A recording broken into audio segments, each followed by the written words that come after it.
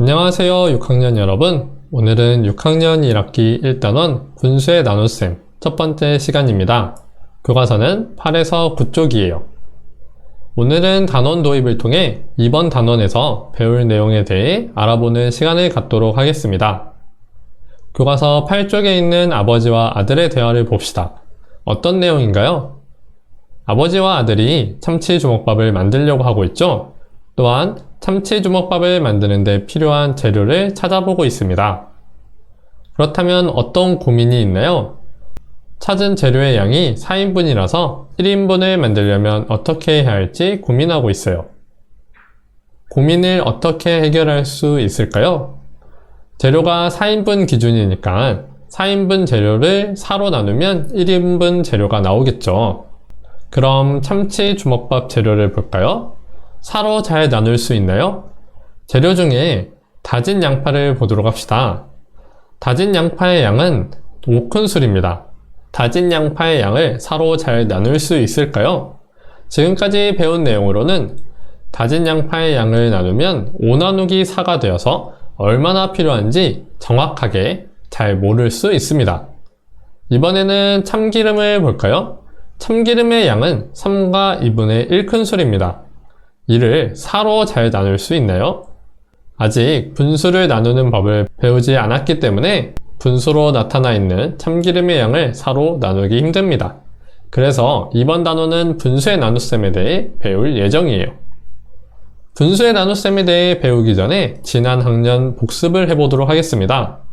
카드 19장을 한 명에게 나누어 주려고 할 때 몇 명에게 나누어 주고 몇 장이 남는지 구하려고 해요. 어떻게 구할 수 있는지 식을 세워서 목과 나머지를 구해보세요. 어떻게 식을 세워야 할까요? 3학년 2학기 때 배웠던 나눗셈을 활용하면 이렇게 식을 세울 수 있습니다. 19 나누기 5는 3, 그리고 4가 남으므로 몫은 3이고 나머지는 4입니다. 여기서 목과 나머지는 무엇을 뜻하나요? 카드를 3명에게 나누어 줄 수 있고 카드가 4장 남는다는 뜻입니다. 크기가 같은 분수를 어떻게 만들 수 있나요? 아래쪽에 예로 5분의 1과 크기가 같은 분수를 만들려면 5학년 1학기 때 배운 약분과 통분을 이용하면 됩니다. 분모와 분자에 각각 0이 아닌 같은 수를 곱하거나 나누면 크기와 같은 분수가 되죠. 5분의 1과 크기가 같은 분수를 만들어 볼까요? 5분의 1의 분모와 분자에 같은 수를 곱하면 10분의 2, 15분의 3 등을 만들 수 있습니다. 교과서 8쪽과 9쪽의 그림을 보면서 친구들의 이야기를 들어봅시다. 지혜네 반 친구들은 전통문화체험관으로 현장 체험학습을 갔어요. 전통문화체험관은 다양한 전통 공예품을 만들고 전통 음식을 체험할 수 있는 곳이에요. 지혜와 친구들은 어떤 체험을 할지 먼저 둘러보았어요. 친구들을 가장 먼저 이끈 곳은 바로 맛있는 냄새가 나는 음식 체험관이네요. 와, 떡케이크와 식혜도 먹어볼 수 있어. 지혜와 친구들은 떡케이크도 먹어보고 식혜도 먹어보기로 했어요. 그리고 공예품 체험관을 둘러보았어요. 전통이 잘 느껴지는 한지로 만든 공예품과 알록달록 예쁜 색깔의 매듭실로 만든 공예품들이 지혜의 눈길을 끌었어요.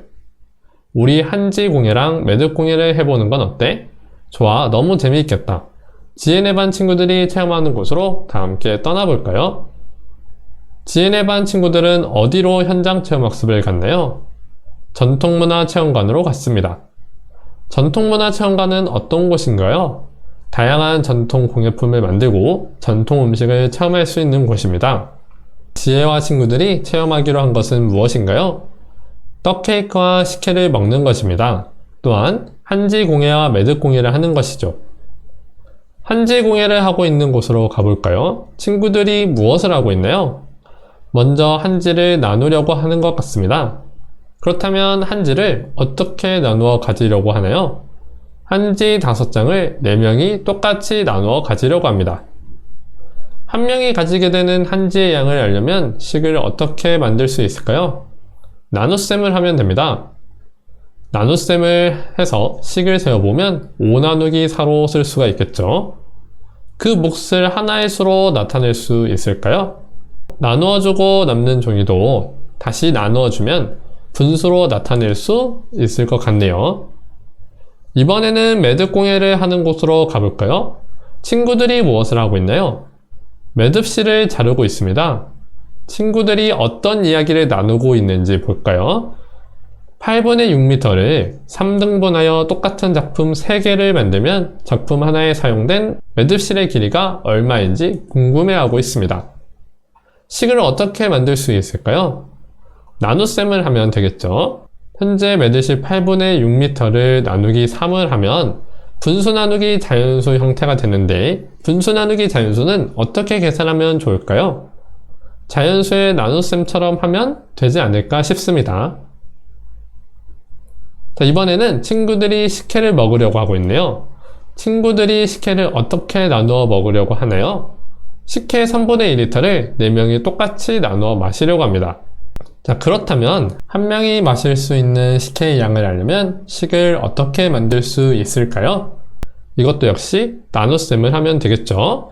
그래서 나눗셈 식을 써보면 3분의 2 나누기 4로 쓸 수 있을 것 같습니다. 지금까지 이야기를 나눈 내용을 보면 이번 단원에서 무엇을 공부할 것 같나요? 나눗셈을 하여 분수로 나타내는 것입니다. 즉, 분수의 나눗셈이죠. 주변에서 분수의 나눗셈이 활용될 때는 언제인가요? 방금 이야기에서 본 것 같이 음식을 나눌 때, 재료를 나눌 때입니다. 지금까지 알아본 내용을 통하여 1단원에서는 무엇을 공부할지 생각해 보세요. 한지공예 이야기에서 나왔던 것처럼 5 나누기 4, 즉 자연수 나누기 자연수 형태를 배울 것 같고, 식혜를 마시거나 매듭공예 장면에서 나왔던 것처럼 분수 나누기 자연수 형태도 배울 것 같죠. 이 단원을 다 배우고 난 후 해결할 수 있어야 할 질문을 살펴보도록 합시다. 자연수 나누기 자연수를 하나의 수로 나타낼 수 있을까요? 분수 나누기 자연수를 어떻게 계산할까요? 분수 나누기 자연수가 필요한 경우는 언제일까요? 단원 마지막 시간에 이 질문들을 보면서 제대로 학습했는지 확인해 봅시다. 오늘의 숙제는 수학 익힘책 5쪽 풀기입니다. 다음 시간에는 몫이 1보다 작은 자연수 나누기 자연수를 분수로 나타내는 방법을 알아보도록 하겠습니다.